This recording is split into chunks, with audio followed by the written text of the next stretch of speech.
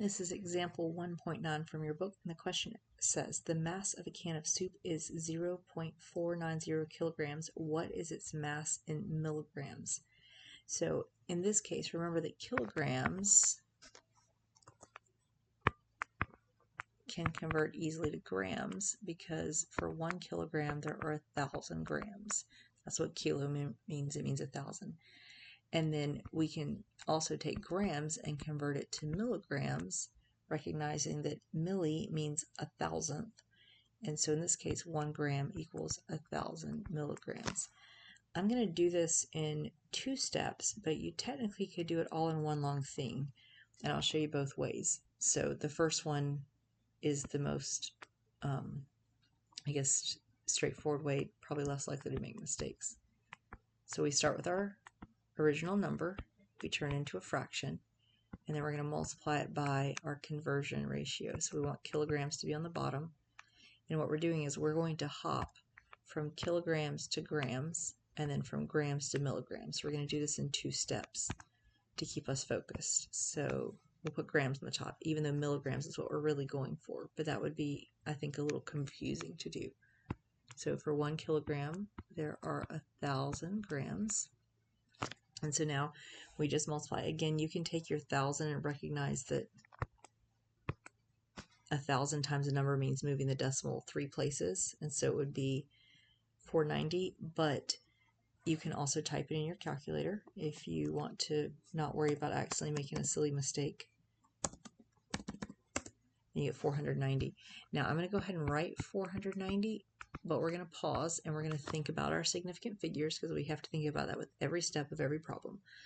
In this original number, 0.409, we have 3 significant figures because the 4 and 9 are obviously significant, being non-zero numbers, but that 0 after the 9 is both at the end of the number and to the right of the decimal place, so it's also significant, which means our final answer has to also have 3 digits. But the way we've written it, 490, that 0 is not significant anymore. It's in the ones place. It does not have a decimal after it, even though it's at the end of the number. Like, it doesn't have any significance. And if we tried to add a decimal, we'd have to add a 0 for that to make sense. And suddenly we've got an extra number there, which is not,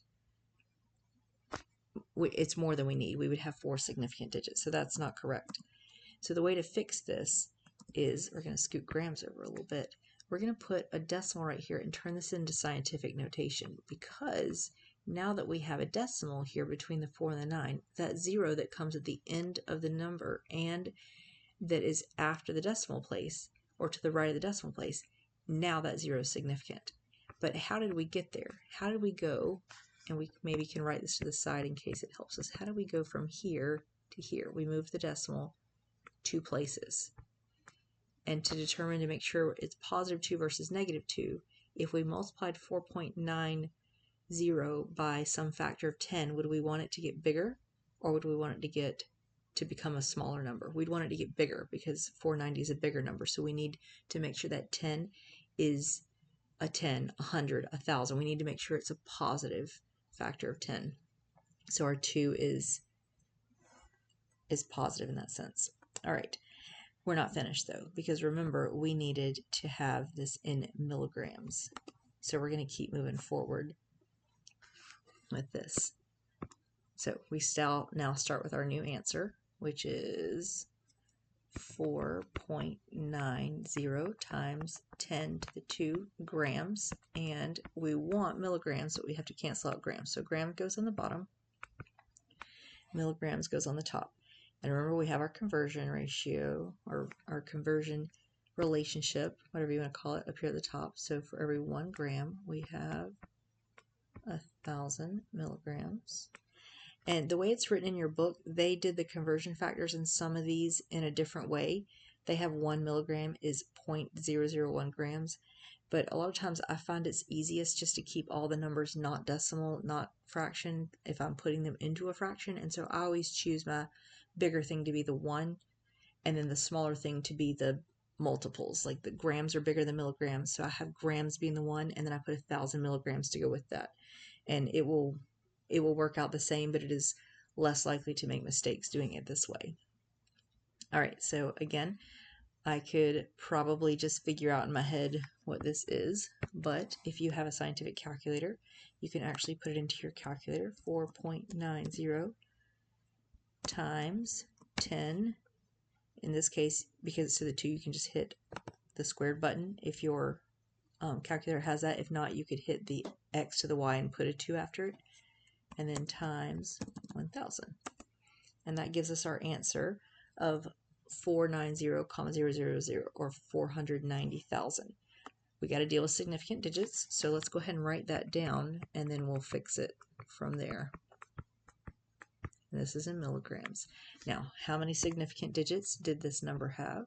It had 3, so that means this answer is going to need 3 significant digits. Because we're moving into scientific notation, our decimal place has to be between the 4 and the 9 because we only want 1 digit in front of the decimal, and that's going to be the 4. How many zeros do we add? We add just 1 because that gives us 3 significant digits. And then we just have to figure out what exponent the 10 needs. We started here with our invisible decimal place and we moved it 1, 2, 3, 4, 5 places. I know the 5 is a positive 5 because if I multiplied this 4.90 by something, I'd want it to be a big something, so 10 to the 5th. If it were 10 to the negative 5th, that would be like 1 over 10 to the 5th, or 1 over 10 with extra zeros.